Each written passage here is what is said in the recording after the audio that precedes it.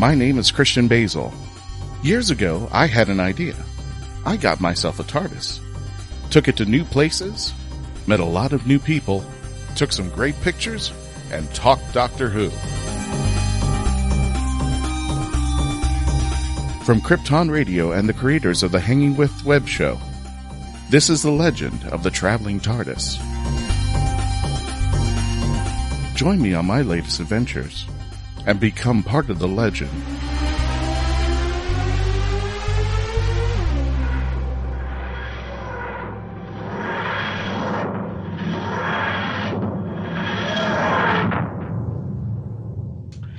Hi there, ladies and gentlemen. Welcome, Whovians, to another episode of the Legend of the Traveling TARDIS radio show. My name is Christian Basel, and I'm the host and flight coordinator of my particular traveling TARDIS today. We've got another episode coming your way, but to do this, we've got some friends to introduce to you. First off, we've got artist and director Melanie Dean. Everybody, say hello to Melanie. How you doing, Melanie? Doing well. Hello, everyone. Hope you are doing well and staying safe and being home, listening to our dulcet voices, the dulcet tones of our voices. She used a big word. I got to look it up later. I tripped all over the damn big word. You guys, that's exactly there. Well, folks, yeah, we're still in quarantine. We're still doing our thing. We're still protecting the universe by staying home. That will be the first time and only time that I'll ever wear a shirt that says that, and I have the proof to back it up there. So if you have a chance, please, please, please, if you have a chance, if you want to save the universe, stay home. That should not be a hard thing for anybody in this day and age there. Speaking of staying home, we have, bad segue again, we have the lovely and talented author, Mackenzie Flohr. How are you doing, Mackenzie, of the Right of Wands? Hello. I would love to be in Iverna right now because we would be out of it, but we would not be in this quarantine. oh my goodness. I'm having, you know how they say you have convention withdrawal? I am having convention depression now. I think it's way too long there. And we're going to be talking about conventions at the end of this show there. And actually, I think one of an online convention which you'll be able to participate in and see us. It's going to be taking place in April, but more to that later. And I'm going to be introducing our good buddy there, Dr. Freedom himself, Brian Burress. You can catch his videos on YouTube. Dr. Freedom, Brian, how you doing today? I don't know what everybody's freaking out for. To me, this is just a typical weekend. I don't go out anyway. It's like, you mean I can do this 7 days a week for a couple of weeks? Hell, I can do that. Sign me up. I don't go anywhere except to the store, and that's rare. It's like, unless I really need something. How are you guys holding up in the new world reality that we in the new world order of COVID-19? I mean, how are you guys holding up? Because you guys, you weren't in the last episode. Who, us? I don't know. The zombies haven't marched onto the lawn yet, so things seem positive. Yeah. We've just been, keeping on. We're homebodies anyway, so it's not like we go out all the time, except on the weekends, every now and then. And even then, that's just during the summer, But for me, it's no big difference. Like I said, I don't go anywhere. So it's, you want me to do this? I can do this. It's no big. Somebody pay me to stay home, please. Now it's happening. Brian, I got to say it. And for those of you who are not on the YouTube channel, you're missing out. Brian, what's with the glasses? Come on. I do. Normally, I'd have my contacts in because, when I go to work, I put my contacts in and I wear safety glasses over that. And these were given to me, and I never really wear them to work. So now that I'm stuck at home and all that, I haven't even bothered to put my contacts in like almost 2 weeks now. So I've just been getting re-addicted to the old school, glasses. Okay. So. All right. Well, folks, welcome again to another episode of The Legend of the Traveling TARDIS. This one's going to be a bit of a different episode there. I've been wanting to do this episode there. I wanted to talk about the First Doctor. But not the one that you're thinking of. I'm talking about First Doctor for one episode only, just like Mr. John Hurt as the War Doctor. We're talking about actor Richard Hurndall, who basically was just on the 5 Doctor episodes for about, what, a good 15 minutes? But I think he's an unsung hero in the Whoniverse that we don't really relate to, because it's the second time that somebody has played the First Doctor. It's not David Bradley. It is Richard Hurndall for 15 minutes. We'll get to him in just a few moments, but first we're going to start off with Dr. Freedom and the Who Knew News. The Who Knew News is brought to you by Dr. Freedom and the YouTube channel. Again, please check it out. Go over there and subscribe. Tell them the Legend of the Traveling TARDIS sent you. Anytime a bit of news information in the Whoniverse comes out, he's always on top of it. He's always giving his opinions. You're going to love what you hear. I guarantee it. And now, Mr. Dr. Freedom with the Who Knew News.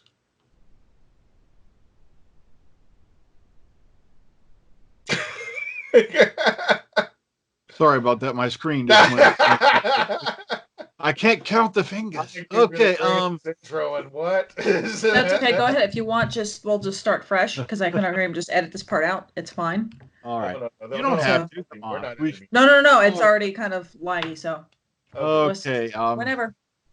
If you've not heard the name Emily Cook, you should have by now, at least, especially if you've been watching, your social media, Twitter and all that. She's put together a series of events called Doctor Who Lockdown, where she's had fans getting, they've all been getting together online with various actors and tweeting about episodes as they all watch them together simultaneously across the planet. Now, this last one was Vincent the Doctor. They've done Day of the Doctor, and they've also done, Rose, for the anniversary of its first airing. And it's just been intriguing me how this is bringing the whole community together on social media for something positive for a change, where, people are getting together just to watch an episode and comment on it. So, sorry. I didn't mean to. Go ahead. But if you want to look her up on Twitter, it's at Emily_Rosina, or Rosina over on Twitter. So if they're going to be doing any more of these, I'd keep my eye out on that account, because she's the one who came up with this whole crazy thing. And, she's the one who's been suggesting episodes. And it just amazes me how fans are getting together for something positive during these times, that we can pull together and do something together, but at the same time kind of apart. But, that's whole philosophical. Let's move on. So keep your eyes out for the hashtag Doctor Who Lockdown, or Who Lockdown, or something like that, if you want to pop in on one of these. And I think the next episode coming out is the 11th hour, I think, if I'm not mistaken. And by the time that this episode premieres, I don't know if it's been released or something. I can't seem to watch it. They always come out when I'm at work, which is it's not fair. Not fair. Have you guys, Melanie, Mackenzie, have you guys gotten a chance to see any of these when they premiered out there, or has it just been hard on the schedule? For me, I actually really didn't have any interest. I know I'm a terrible Whovian. I actually had no interest in wanting to join it. To watch free Doctor Who? Anyway. I probably all right, you're out of here. Take her out. No, Melanie, get rid of her. Shut her screen down. She's done. Free Doctor Who, and she's not interested. Mm-hmm. Okay, fine. You can't take Mackenzie anywhere. Hey guys, I'm watching Doctor Who. Oh, no, I'm not interested. I just panel on a Doctor Who panel. Who cares? I'm a very rebellious person, so there. Yes, I noticed. So, oh yeah, see that. Where did that finger come from on the YouTube channel? I'm watching it. It's like all of a sudden it was an extra hand, like it was a Da Vinci painting. Like, wait, it all just happened. Speaking of which, Dr. Freedom, what else is in the news today? Now, John Barrowman, you know how John Barrowman is. He's wanting to get his piece of the spotlight. Come on, it's John Barrowman. That's how he is. Okay, now apparently he's announced over on his Facebook page that on Thursday, the 2nd of April, that he wants to get everybody to get together, around the world and watch episode 12 of season 1 of Torchwood, which was, entitled Captain Jack Harkness. And apparently this will take place at 3 p.m. Eastern Time, noon Pacific, and basically use the hashtags, hashtag RTWatch, hashtag Torchwood, hashtag Captain Jack Harkness to join in on the fun with John Barrowman as they watch this live, everybody across the planet together. So he's getting his bit of it. Okay, so moving onward. Now, apparently, fans, on top of the fact we just aired, Vincent and the Doctor for one of these events, fans got together and to share encouragement and art on Vincent Van Gogh's birthday, which just happened to be March 30th. So, if you want to go check some of these things out, they're all over the place. People posting his bits of art here and there. Karen Gillan, who was even putting up photos like the sunflowers one, the infamous sunflowers photo from the end of the episode. So if you want to pop over around on Cultbox, they've got that up if you want to go take a look. All right. Jodie Whittaker, by the way, also shared a message of hope and encouragement. If you haven't seen that yet, that video has been put out, I believe, on the official Doctor YouTube channel, where she did this own little recording from her own location. And Ray Holman did confirm, yes, that is her actual costume. Apparently, she's allowed to take one home with her for some crazy reason. Do we really want to know why? Actually, yes, I do. I do want to know. And she looks like she was in her closet the whole time doing it. I know. It reminds me of one of Sophie Aldred's announcement videos where she's in the cupboard. Yeah, exactly. But apparently she was putting out the message that darkness never prevails and that we'll all get through this together. So if you haven't seen that bit, go look on the Doctor official YouTube channel. It's still up there. And it was just kind of nice to see that she took the time out to share this positive message with the rest of the world. So, okay. And lastly, if you've not read this yet, Chris Chibnall has put out a new short story. And it's called Things She Thought While Falling. And apparently it's only about, I'd say maybe a page or two at most. But basically he's describing what's going through the 13th Doctor's mind as she's falling out of the TARDIS before she hits the train. So it's a nice little short story out there. Look for it on various outlets. You'll just type in Things She Thought While Falling, #Doctor. You'll probably find it. I thought it was amusing, a little bit funny here and there. So kind of weird that he's bothered to take the time out to give us this little bit of insight into what was going through her head as she's plummeting the earth, kind of like a Hitchhiker's Guide to the Galaxy moment, where the whale and the planter, the potted planter falling, so that's what I got out of it. That's why I got a kick out of it. That's all I had. I can just wrap up in one word what was going through her head. Atmosphere. And apparently the roof of a train, whatever that hurt. So, my goodness there. Oh, wow. Do you guys think this is going to be a new trend now? What they're doing now, that's just putting episodes online for people to catch every now and then? And they get to actually speak and tweet with their favorite actor or the actors from the show there. I'm hoping that this trend continues to follow. Has anybody guys got a take on this? Do you think this is going to be something new? I have a feeling that this is probably going to have something that's going to gain traction. Like I said before the show, and just kind of, aside to everybody, this was something that was very, very popular on Twitter around 2005, between that and like to 2010, 2012, where a lot of people would live tweet along with actors, along when the show was airing. Well, now we're no longer a people who like to do appointment viewing when it comes to television. We have a tendency of wanting to binge. And now this is almost that way of kind of having that social media component, having that from a marketing perspective, having that interactivity with your fan base and being able to still make it kind of an appointment viewing, but something that's going to be, they're going to set that to the most like the population can use, like in the case of John Barrowman doing something noon Pacific that's over, it's noon Pacific, but it's here, it's 3 p.m., but in Greenwich it's probably 7. So it kind of works broad scope.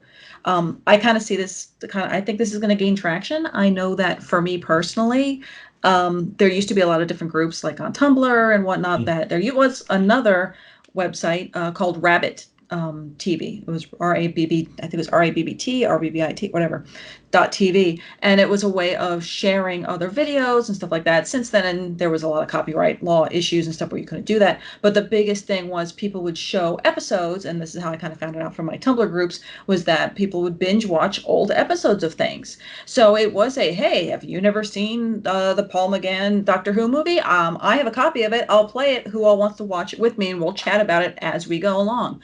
So a lot of people loved that concept, but Rabbit couldn't really do it for copyright wise. So right. I think you're getting that that spark of creativity where people, you've got the demand for it. How do we go ahead and fulfill that supply? And I think Doctor Who's kind of jumping in with, was it invention is the mother of necessity, or necessity is the invention? But switch that, reverse it. Necessity is the mother of invention. We're all stuck in our houses. It's the whole quarantine kind of situation. Stay at home, be safe. Hey, here's another idea that we can go ahead and present. So I think I think it will gain traction, honestly. I think so. I'm Well, just it's definitely. sorry, I just want to say I'm just looking forward to when the fans get together and start naming episodes and which Pink Floyd tune syncs to it. Well, I kind of like this. I think this is going to be something, and especially with Classic Who, because the only place you can see right now, there's a few sites, including Pluto TV. Give them a little plug there for that one. But but not only that, I think the experience, I think a lot of Whovians like, and I'm seeing this often, especially when I see groups get together, is they want not only to watch their favorite show, they want people to geek out with. And I think the best example of this is when I've gone to a theater, and there is a big difference when there's a Disney movie playing with just a regular audience, and there's a Disney movie playing with full of cast members, which are Disney employees. There seems to be just a big difference on how the reaction is, and just the moment when everything is wrapping up and you just want to geek out. You know the episode, you've seen it 100 times, you've seen the movie, but you have that experience where you can talk to other people and say, "Oh, I like this moment. This is the moment. This is this is the thing." Or, "What did you think about this moment?" Or, "This is when everything went south." Or, "This is where everybody get the feel." So, I think it adds a new dimension to just not only watching your favorite show. It also adds a dimension to an experience. So, speaking of experience, we got a hard commercial break. I know. Shut up about my segues. They're just the way they are. When we return to The Legend of the Traveling TARDIS, we're going to be rating actor Richard Hurndall on his performance in The Five Doctors as being the second First Doctor, if that's not confusing. When we return, please continue to stay logged on, tune in, and continue to become part of the legend. Hashtag stay safe and stay at home. It's Germany, 1938. Charlotte is a 15-year-old girl living in the Jewish quarter. George lives in the city proper and enamored by Charlotte's charm and grace when she wanders into his cobbler shop. George decides right then and there that he is going to marry her. Follow along as this unlikely couple struggles to stay one step ahead of the Gestapo and their dramatic escape from Nazi Germany. Good things always happen in springtime, from author Joanne Fisher, on Amazon.com today. Alien invaders enslave Earth. Unleashing hunters into the ruin wastes. One young survivor struggles to elude their monsters, clinging to hope. When he's stolen off the planet by a sarcastic Starship AI, they pit their uneasy alliance against a treacherous galaxy. Explore a whole new verse of barbarism and betrayal. Wonder and adventure. In the Scion series by Michael J. Allen. Beginning with Book 1, Scion Conquered Earth. Available in print, ebook, and audio on Amazon.com. And welcome back, ladies and gentlemen, to The Legend of the Traveling TARDIS. My name is Christian Basel. Again, please, hashtag stay home, stay safe. We want to thank you for continuing to listening to us and all the episodes that are going to be coming out, releasing. By the way, speaking of interacting with us, I just want to let you know, when you see the YouTube videos, when they come out, we actually, for the most part, we're on there live. So you can actually chat with us as we're watching ourselves talk. So you're more than welcome to come visit there, and you might get lucky and see one of us on there chatting away, talking about the episode that we were just talking about the episode we just talked about. Yeah, okay. Anyway, welcome there back, folks. My name is Christian Basel. I'm here with the lovely talented artist Melanie Dean, the lovely and talented author Mackenzie Flohr, and the lovely and talented Dr. Freedom himself, Brian Burress. We're going to be talking about something that most people don't talk about. It's the second First Doctor, the man who would be... Now, let me give you a little bit of background over here. Of course, if you know anything about Classic Who, the man who started it all, William Hartnell, he played the First Doctor, depending upon what timeline we got, but he is known as the First Doctor, the man who would start it all in 1966. And fortunately, due to illness, could not continue the role and actually had to bow out in 1963, and then bow out in 1966 to be replaced by Patrick Troughton to become the second Doctor. Flash forward a little bit ahead, and we have the three Doctors, which included William Hartnell himself, who was able to be in the show at the with permission from his wife Heather, but unfortunately at this point in his life he could not perform. He actually was Heather had was guaranteed by the producers at the time during the three Doctors, which included Patrick Troughton and John Pertwee as respectively the second and third Doctor. The first Doctor was there, but only in what was it, the time bubble? Was that what it was called, Brian? Yeah, he was trapped in a time eddy. Yeah, Time eddy. Yeah, time eddy. And somehow or another, he figured out about the time bridge, sitting in his bubble. He just like those two couldn't figure it out. I digress. But in this story, in the three Doctors, poor William could not perform. He couldn't even. I think at that time he couldn't even stand up. So he had to perform sitting down in his time eddy, and he was reading from cue cards. And this would be the last and final performance of William Hartnell as the first Doctor throughout the TV series. Flash forward, I think it's 1983. And the television show was celebrating its 20th anniversary, and we're now up to 5 Doctors. There was the fourth Doctor, you know well, Tom Baker, and also Peter Davison. And that time, with the 20th anniversary, the producer, John Nathan Turner, wanted a special event called The Five Doctors. But unfortunately, out of the 5 Doctors, 2 of them were unavailable, or at least one of them just didn't want to do it. And one of them would be Tom Baker, the 4th Doctor who just recently played. Now, it depends upon which story you want to follow, whether it was just recent. Yeah, Brian, I think you're jumping out the bed. Do you want to finish that segment, or was I? They kind of left it vague. So that's what I love about it. They left it up to the fans to interpret for themselves. Is he, the actual 4th Doctor who's been aged because he's come forward in his time stream to do this bit? Is he a future incarnation of the Doctor who's going back to his face, like, he alluded to in his lines? It's kind of left mysterious. I kind of like it when they do that. So that way, you don't have arguments over canon, but okay. Well, they used clips from an episode called Shada, which you'll probably never see. Well, no, you will see. There have been segments, but not in its entirety. They did an animation cartoon version to complete the episode itself, which was written by, of all people, Douglas Adams. You know him better as the man who wrote The Hitchhiker's Guide to the Galaxy. Now, at this time, also, Tom Baker not being in the episode, nor could William Hartnell. Unfortunately, he had passed away, I believe, 1974, 75, just a year or two after he did the 3 Doctors.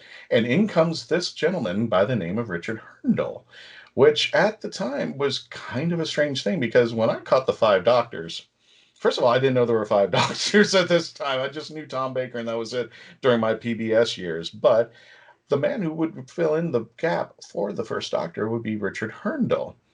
And I don't know anything about Mr. Hurndall, with the exception of he was an actor. He was born in November of 1910, and he was at the Royal Academy of Dramatic Arts.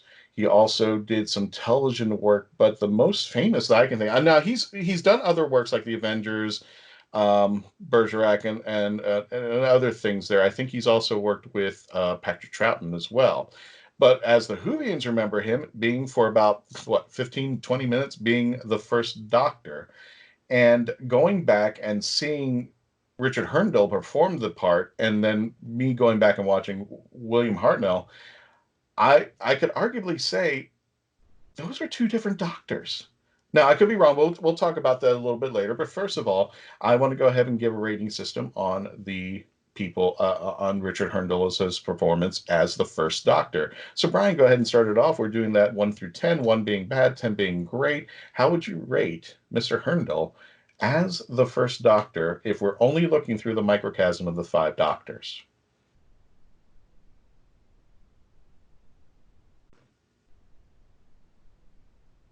And I think his mic's off. Oh, sorry about that. That's fine. It didn't work. I don't know what happened. Things had a technical difficulty.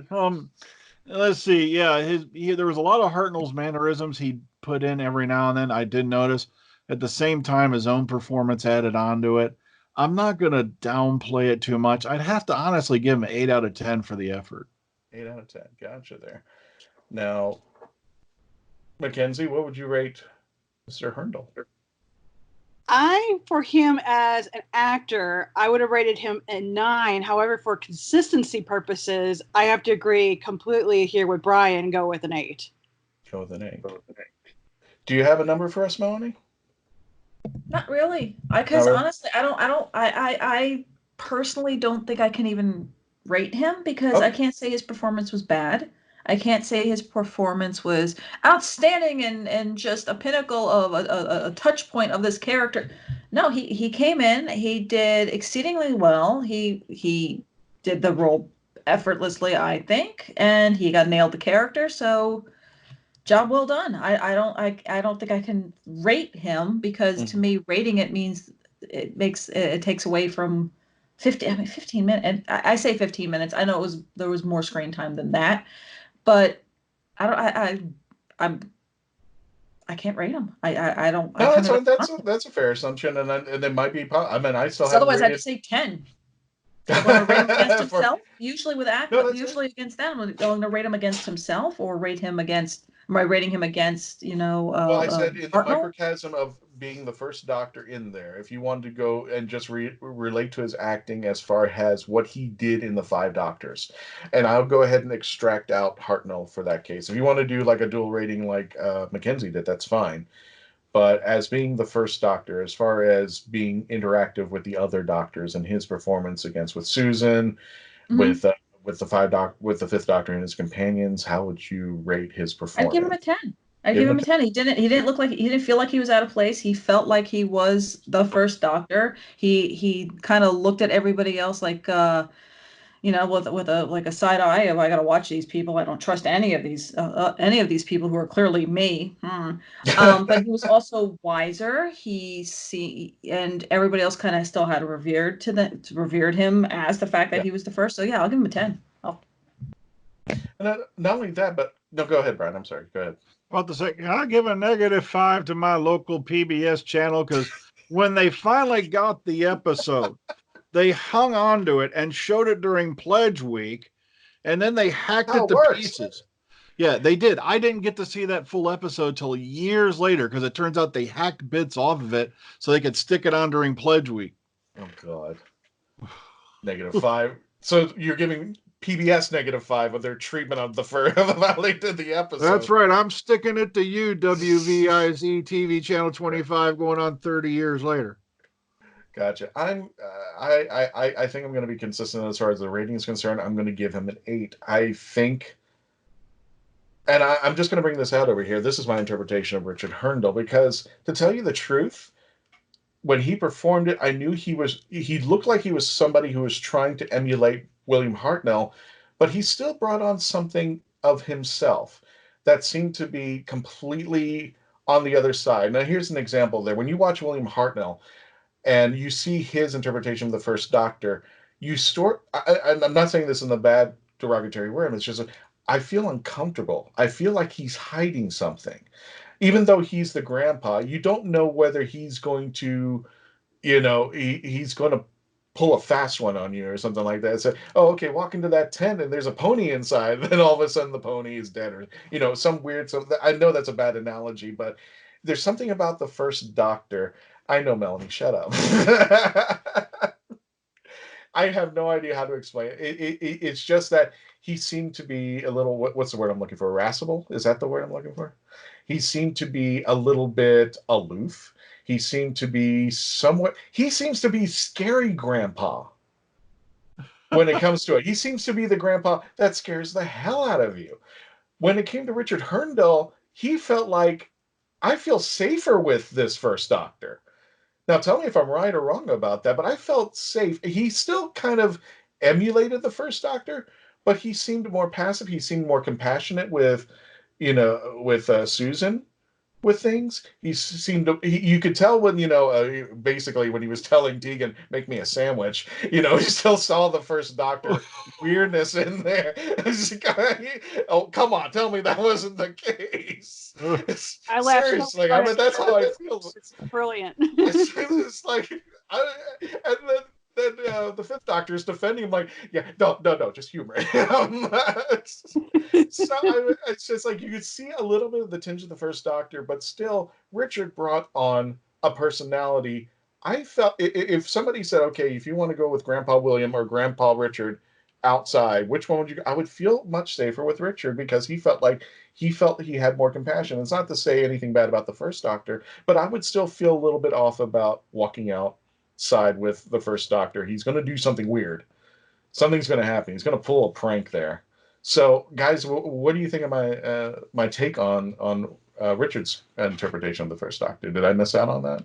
No, I think you got it spot on because I agree with you. I actually liked Richards, even though he was only in for one episode. I actually liked his performance better than Hurndall. And it was nothing against Hurndall because Hurndall's a brilliant actor. I just liked that he was more like how the Doctor is now. It was actually interesting when I was doing the research for the Binge Watcher Guide that the original pitch for Doctor Who sounded a lot like how number 12 ended up being, where he was more of the grumpier type. So I kind of think of it kind of like that, where Richards was just a lot more, I don't know if alive would be the right word to use in this case, but you could find him more relatable instead of being like, oh gosh, what am I going to do wrong next? And what what am I going to get criticized by? Yeah. He's like the adult. Like if you do something wrong, if you're in the room and that adult catches you doing something wrong, they're going to let you know.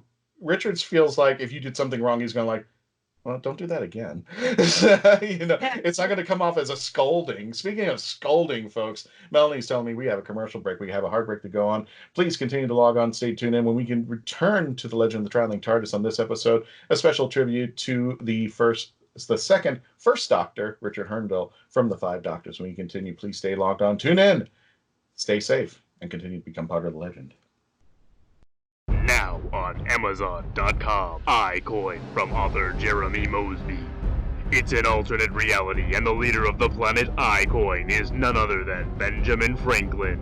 When corrupt officials threaten not only iCoin but the Earth as well, an unlikely chosen one, Jeremy, must face dark foes to save the Earth and iCoin alike. Author Jeremy Mosby takes readers on a superhero's adventure through this compelling and imaginative alternate universe. Get iCoin on Amazon.com today.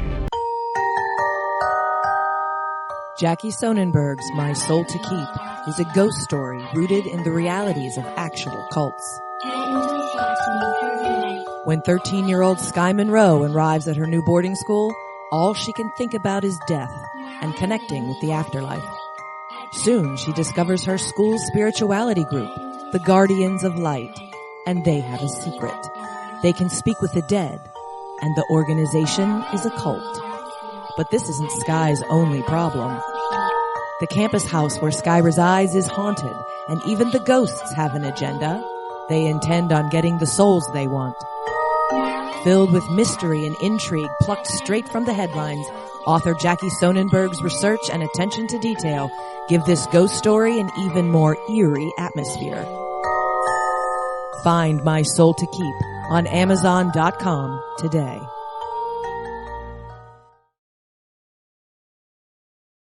And welcome back again, ladies and gentlemen, to the Legend of the Traveling TARDIS radio show. My name's Christian Basel. I'm here with Mackenzie Flohr, author Mackenzie Flohr. I'm also here with Dr. Freedom himself, Brian Burress, and the lovely director of our show and talented artist. If you're looking at the YouTube channel, you're checking out all of her artwork on screen. We're talking about the lovely Miss Melanie Dean here. We're talking about the second First Doctor. It's going to be hard to get the numerics right. Yeah, exactly there. The second First Doctor, Richard Hurndall. And did anybody want to elaborate when we came back about Heartbreak as far as what I thought of Richard? Or do you guys want to elaborate on things that you noticed here and his interpretation in the Five Doctors? Well, at least he didn't say she was on her way to a jolly good smack bottom. Yes. I gotta give him on that one. Yeah, David Bradley kind of took care of that problem. Yeah, exactly. Let's just make it worse than it is. The thing was about the episode, though, is of all the companions, this guy is in there. He's trying to fill the role of, but even by then, Hartnell's an icon and his doctor is fixed as one of the of course he's the original at this point. Mm-hmm. And who do they pair him with? Tegan. Just the fact he was able to bounce off Tegan Exactly. with a straight face, I have to give him props. I think everything the Fifth Doctor ever really wanted to say to Tegan, the First Doctor, Richard's Doctor, did it in there. It's just like, and I'm surprised that the Fifth Doctor just, yeah, leave him alone. That's how I was. That's the way I was going to be. That's the way that I am there. But all right, well, in this particular case, what would you guys, comparatively to his successor and his predecessor, how do you put Richard's Doctor in the universe spectrum there? As far as, do you think he was a better Doctor or a worse Doctor? Because Mackenzie, you said he was a better Doctor than William. And what makes him a better Doctor to you? And how would you rate him against Bradley's version? Ooh, that's really difficult because I like Bradley's a lot too. And Bradley's, for consistency, I feel is definitely more in tuned with Hartnell's Doctor. So it really depends on what type of kind of version of the Doctor you want. If you want the Doctor that's more of the grumpy, more of the no nonsense, the one that's going to scold you, David Bradley is definitely more than, say, Richard's Doctor would be. But I liked Richard's because he was friendlier and he was direct like how Hartnell's was, but he wasn't abrasive. And so being someone who's direct myself, I run with that issue myself, where sometimes I'm very abrasive when I'm being and blunt. Other times I can be more empathetic, which I felt Richard nailed. He was a lot more empathetic than his other versions. Gotcha. So you could probably be, Brian, you could probably say on the spectrum, let's take the 12th Doctor as a time frame of the First Doctor. Here's why I'm explaining it this way. The 12th Doctor would probably be, at the beginning, would be William Hartnell. Midway through would be Richard Hurndall, and he ends up being David Bradley at the end. Does that kind of follow that trend, or does that kind of sound like a weird trend? I can see that. Yeah, it's just, to me, more than anything, he was in the right place at the right time, to step into these shoes and fill this role. Because, this guy's a TV veteran. He knew what he was doing, and he's shown it brilliantly in his interpretation of the role. So, yeah, I can see that where, he's kind of like a midway between, the Doctor who was mysterious, a little bit dark, and it was, not socially awkward, just couldn't stand people. Then he became a bit friendlier because they went through the same journey with Capaldi in a way, didn't they? Yeah, he started exactly. Very distant, didn't like to be close to people, but then he warmed up. So I can see, these different stages of the First Doctor. Yeah, I can see where you're going there. I can do that. I just, I really, it's hard to say where his Doctor could have gone, and I would love to have, if it were existing in that time frame, I would love to have heard him do Big Finish, to see where he would have gone with that, to see how he would react with Susan. And I know that David Bradley's taking up the mantle about that, but just to see what 5 minutes, even there, I don't know, I'm sure you can find it on YouTube, friends, but if you get a chance, there's a deleted scene. No, it's not really deleted. It's like in the new version of Doctor Who, they put in the segments that didn't quite make it. They have like the longer version. I think it was the 25th anniversary of the 20th anniversary or something like that, if I'm not mistaken there. And there's a scene in there where Tegan and the First Doctor are walking, and she says something to the fact, it's kind of slightly cringeworthy until he says something. And she goes, "Come on, Doc, you can make it." And he just walks up and goes, "I can make it, dear. And kindly stop addressing me as Doc." And I was just like taking it out of there. I was just like, I think he's got the First Doctor down. I feel bad because he never really got a chance to go any further with that. And unfortunately, because of his situation, he, like William Hartnell, after the 5 Doctors, sadly, Richard Hurndall would pass away there. And I thought he had a great moment in the show. And I think he wasn't appreciated as much there during that. Do you think that Richard gets the respect that he deserves for being in that moment? It's kind of like, I kind of consider him, this is kind of the off thing, but it's kind of like Eric Roberts taking over for the Master. You're kind of like, and then at the same moment you go, but you were there. you were the master, and I appreciate that there. I just feel like he's underappreciated for what he did in the role. And I don't remember of anything else that he's done.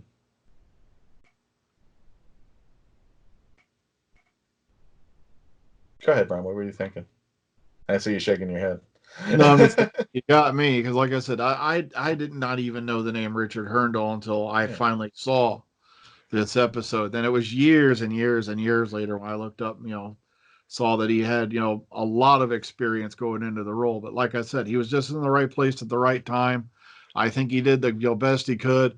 All I know is this: I feel sorry for the first Doctor more than anything, because he raised a granddaughter with the weakest ankles on Gallifrey. I was always hoping somebody sooner or later, even Bradley, sometime would do a line where, my God, the woman can sprain her ankle on a twig, there could be a toothpick laying on the ground and she could sprain her ankle. I'm sorry, I'm doing a crappy accent, but I sounded more Scottish than anything. Big Finish. I feel bad for the 5 Doctors and the bad rap it gets every now and then, and it's kind of like when everybody gives the 5 Doctors a bad rap. I get the same I get that same feeling when people give the Day of the Doctor a bad rap because the previous Doctors weren't on at all. I'm like, how can you do that? And I think I could see something to where they could probably have verbally brought the Doctors back in and start talking to each other, which they did. They had little segments of that, but I think he did the best he could. It was Terrence Dicks who wrote that, right? Who wrote the 5 Doctors? Yeah, Terrence Dicks. And and with the situation that it was within, that Tom Baker couldn't be there, and of course the first Doctor wasn't there, and we had to replace him with Richard Hurndall. I think for what it was worth, I think for what we saw in Richard and got from the episode, I'm content. What do you guys think of the 5 Doctors in general, as far as what came out there, and where do you think the potential could have been for better? Because I also know for a fact that Tom Baker, when he fell out, the first Doctor, that gave actually Richard the power to come back up there. They wrote more lines for him, so they gave him more involvement. So that was, I think I kind of appreciated in that respect that it gave Richard a little bit more time, because he didn't really have that much time. But gosh, I can only think if Tom Baker had more lines and Richard had less, how much time did the first Doctor really have in this episode? So, I mean, what do you guys think just of the 5 Doctors in general? Which is something I think we should revisit someday. Yeah, I really just liked the episode. I watched it for the first time in years, and I appreciate it because it has a nice twist to it that all the Doctors are trapped. I'm sorry. In there. I'm sorry. I don't know if Melanie noticed, or maybe she did. Yeah, we see, if you're watching the YouTube, we see additional pair of ears on Melanie's screen out there. Meow. Yes. She's like, I don't know what you're talking about. Mackenzie, I'm sorry to start all over. What'd you say? I was saying that I really liked that particular episode. It was very different because of the fact that you've got all these Doctors together. They all get captured and turned into like these micro machines equivalent of that. and then you got the people of Gallifrey who tell the Master, "Oh, well, we need you to go save the Doctor." And it was just like, really? You're asking the Master, of all people, the Master you're going to ask to save the Doctors. Okay, this is going to go well. I kind of thought that was cool, because here's a twist. The Master is going to save the Doctor from having trouble there. And I know you said micro machines, but I'm going to take it one further. Have you ever been to a water park or a zoo, and there's that big machine from the 1970s, that wax machine? Oh, yes. Still there? You guys know what I'm talking about, right? It's the machine that you used to put, like, yeah, exactly.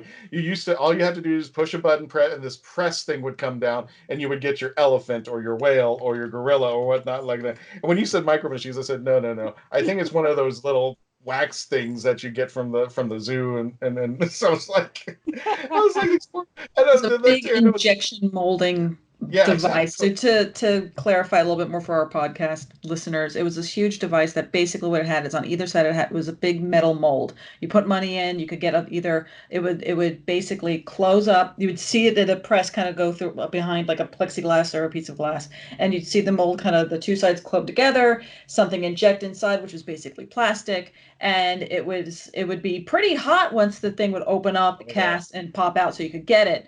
But it would solidify relatively quickly, and it usually was something that the mold either had like Sunken Gardens written on it or whatever water park you were at or something like that. So that's what that was. It was like this two huge 1970s style dies just coming together, going boom, and then all of a sudden you just saw this tube of plastic going in, and it would just unseal, just and this thing would just fall out. So But that's what Christian's talking about. Yeah, but these things were like the size of the iron lung. I mean, it was just huge for this little piece of thing that you could just fit in your hands. It was like, what was it, $3 or something like that? But yeah, it was $3. I had a macaw. I'm like literally looking around in my office, going, "Do I still have that thing?"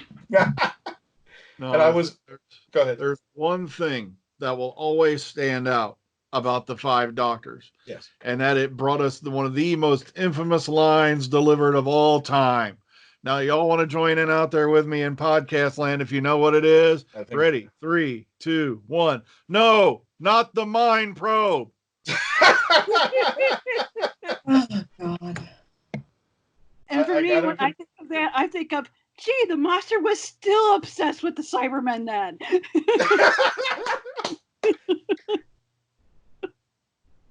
I think they've been dating on the side these days. Possibly. I swear, yeah. I give up to Sasha's master. You know this is not going to work, right? I don't know what you've got planned, but you've done this before. You've had the Cybermen on Gallifrey and you messed it up. What makes it going to be different here? Speaking of messing things up, here's your segue, folks. We're heading to a commercial break. When we return, the final portion of our segment here to tribute to the second First Doctor, the legendary Richard Hurndall. When we return, please continue to stay logged on, tune in, hashtag stay safe and stay home as we continue to become part of the legend.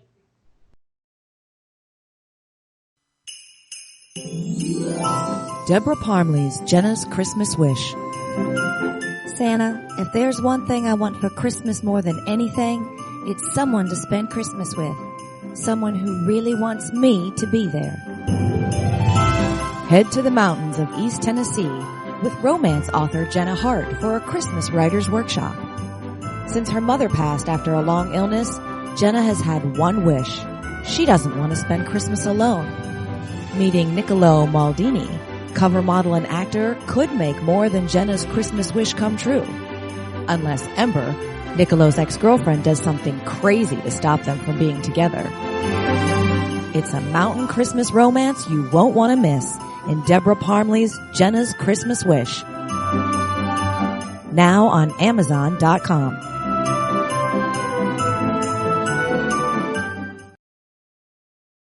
Hi there, folks. Welcome to the Legend of the Traveling Tardis radio show. My name is Christian Basel. And the funny part about this whole thing is that I got a new camera.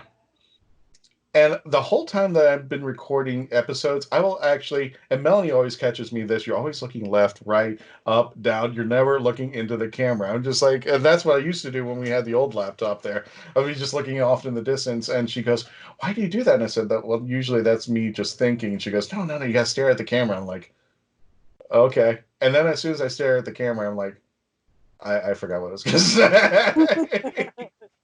What? Who told you to stare at the camera? You did. No, it was a matter of glance at the camera, so that way you could see the commercials and the notes, Brian doing this sometimes, saying time out, and everyone dancing to get your attention because something over there on stage right is absolutely amazing. My other computer. I was waiting for you earlier when it goes doing that with the paper. I was not the mind probe. Oh, shut up. Yeah, I used to be when we used to do the recordings there before we went on to the YouTube and the YouTube to the YouTube channel and recording this, I would literally be sitting here with my eyes closed, So I can remember what I was about to say, thinking about what I'm saying, processing around what I'm going to say. If I did that on the YouTube channel, everybody thinks I'm going to be falling asleep during the whole time I'm on the show. They're like, Christian, what's wrong with you? I'm like, no, I don't have a headache. I've just been trying it. Now that I've been trying to get used to the camera, I'm like looking left, looking right, anything but at the camera so you can see me actually talking. So now I'm getting used to that. But my screen here, I get to see everybody else. So then I'm looking at Brian, I'm looking at Mackenzie, I'm looking at everybody else there, but the camera itself. So if you see me going off and on like that cat over there on Melanie's desk, aw, he's cute. Aww. Usually I'm the one who has got the cat. Yeah, exactly. Working from home has gotten them all used to different things now, so she's kind of my little corporate buddy. Aww. So what has been home life now? I know we were talking about this in the last episode, but guys, what does it feel like? I know, Brian, you're like, okay, I can do this 7 days a week. I'm an introvert. But how's life changed for you since we've had to do this, since we've had to go incognito, for a better term, I guess, into our houses and just kind of be there? Has life been different for you? You kind of because I get stir crazy. I work from home. I occasionally get real stir crazy. I'm just like, Chrissy will come back outside and she goes, do you want me to cook dinner? No. Why? Because I will pay for dinner. I don't care if it's the dollar value meal at McDonald's. I need to see something that is not part of the house at this point. I need to see something different out there. And if I don't go out, I will go crazy. I will even go out in the yard and look at things, look at the neighbors' houses, just so I'm not completely insane there. How has been home life treating you now? Or are you guys rebels? Are you doing something different? You jumping out? It's like, yeah, I walked across the street. Yeah. You gotta stop me now. Go ahead, Well, Ryan. I discovered that my car isn't working. My car is currently dead. And the weirdest thing is I got one of these anti-theft things in my car. It has locked me out of my car even with my manual key. So next time I'm in Michigan, so we really haven't had nice weather yet. So I'm waiting for the weather to actually get nice so that I can open the trunk and literally climb in and hope that my neighbor, because she do. I'm just waiting for that. Oh my goodness. Hey, at least you were like my buddy like 20-something years ago who took his Chevette. Y'all remember the Chevette little hatchback car? He took it out to be washed, knowing full well that night the temperature was going to drop to -8. So sure enough, the next day, all of his things are frozen. He literally had to take a little mallet and tap at the hatchback to get the hatchback to open so he could get into his own car. That's kind of how I feel. I can climb the trunk because I can't open the front door because the manual key doesn't work, and I can't use my actual locker to unlock it because the battery's dead, and then the car battery is dead too. Well, it's damn good theft prevention. It even keeps the owner from stealing it. Exactly. Melanie, I've gotten it so far worse because I work for a rental car company, which I'll leave unnamed for right now there, but I've been one of a million victims when I think it was for about a brief moment of 3 years where if you have the engine running and for some odd reason when you close the driver's side door, it locked all 4 doors even with the motor running. And it didn't matter. Yeah. And I'm like, I don't want to confess and go, yeah, I did it. But I know a bunch of people, including myself, who have done that. And this is a scary thing. And they have to call the people I think they're called Papa Lock or something like that to get it out there. And just like, I'm glad those vehicles, they changed their mind on that vehicle because it's like, oh my goodness. But that's what it reminded me of out there. Those are the engineers that like made those at Universal Studios, right? The ones that go on Harry Potter. I did that the very first time going into Hogsmeade. I locked my ticket in the safe thing, and I'm like, I'm sorry. They're like, oh, it's okay. You're like the 20th person that's done this, and they had just opened too. I'm like, please. But I know how you feel because I once owned a 2003 Jaguar. Don't be too impressed, people out there. It was already like 70,000 miles on it when I got it. I paid $8,000 for it off a used car lot. Car ran beautifully. Didn't have a single problem with it. Had beautiful interior, everything. But then every now and then when you'd stop, like at a gas station, you'd go back into it, and it would think it was being stolen. So now you're just putting your key in to unlock the door, and suddenly, wait a minute, the key's in the door. Also, the alarm goes off. The kill switch kicks on, which is one of the features they have in it. So in case someone tries to steal the car, a kill switch goes off electronically. So you can't even start the engine at this point. So you literally had to sit there and go disconnect a fuse out of the fuse box to get the alarm to stop going off. And then, meanwhile, you're standing there being embarrassed as crap because your own car is shouting at you as you're trying to pacify it so you can just get along with your day. Now you're getting in there, you finally get it, and then now you got to wait because you go to turn the key and nothing happens. Mm-hmm. So you had to sit there and wait like 10 minutes, and then finally you could put the key back in and start it because that's when the kill switch would finally reset on its own. So this car, like I said, it only happened to me half a dozen times in the 2 years I owned it, but it's like, hey, I'm going to make you pay for this.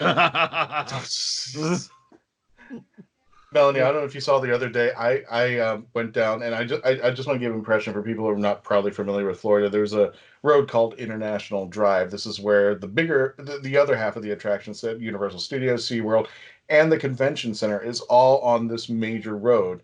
Anywhere that they make food, any type of food that they make out there, Thai, is on International Drive. You name it, steak, whatever. And I decided to go out. It's a ghost town. It is a complete and utter ghost town. I mean, there was nothing. I mean, the roads that you would normally go and travel on, they're completely empty. Now, I'm saying this because I'm stupid. And I'll just go flat out. Melanie should be nodding her head. Yes, Christian, you're stupid. Because, yeah, exactly. So, okay, I get the rolled eye. So that's even better there. You have to go around. There's two roads that go around the convention center. There's Universal, and then there's Universal Boulevard, and there's iDrive. And then went around to see the backside, the Orlando Eye. It hadn't been moving. The last time I hadn't seen the Orlando Eye moving was when they had that big maintenance scare thing. I think they were down for some days. I don't know what behooved me, but we came across the convention center. Now, for those of you who are keeping up with what's going on in Florida in the convention center, it's now coronavirus. Hey, what is it? Not a safe zone. What is it? Drive-through testing. Drive-through testing. But there's also shelters. That. Yeah, and some type of hospitalization care. Yeah, it's basically coronavirus central. I don't know what behooved me, but as I'm coming across the road, there's 4 lanes, and I'm passing the convention center. Something irks me to move the car a little further to the left. Like the coronavirus is going to jump from the building and hit me. But I'm just like, I've never, it kind of dwells on you the reality of what's going on right now, especially in this day and age. It's like I'm avoiding the building. Like I'm going to get the virus if I move into the next lane, if I don't move out there. It's just like knowing that what's going on inside the convention center, knowing what's going on outside the convention center, and knowing what our reality is now in this day and age, everything's changed. And I'm hoping one day we'll recover and get away. Shut up, Brian. I know you're laughing at me. No, I don't want to make light of it, but I just pictured you explaining into the highway patrolman you were trying to outrun. It was chasing me, officer. I saw the mirror. It's just I don't, like I said, I don't know what behooved me. It's just like it's not going to make it any better that I'm getting into another lane. It's just like I just in this convention center where we performed tons of panels, where we've host lots of things, and have had so many Doctor Who actors and everybody geekdoms throughout the world, and now it's this. It's just the reality of things, and I'm not trying to downplay it at all, but that is the case, folks. We've got a minute left, and believe it or not, we've got convention news coming up. We've got 7. Believe it or not, we've got quite a few going out there, and please keep an eye on the Facebook page. Let me just cycle this, but the ones I want to definitely hit upon, if you want to catch us, April 17th through the 19th, the Traveling Tardis will be making a premiere on the CyberCon with CyberCon 2020 with the Hanging with Web show. So definitely, please go to their page right now. I think it's HWWS Media. Check it out, like them, and there will be more information about that. We have some information going on. MegaCon has moved over to June 4th to the 7th. That same convention center I'm talking about is where it's going to be hopefully taking place out there. Burress is also going to be taking place that same weekend. So literally, I'm going to be there Thursday, half of Friday, and then I'm going to be driving all the way to Alabama that weekend. But your favorite celebrities out there, Melanie Dean will be out there. Jessica Womack will be out there as well. She'll be at our booth.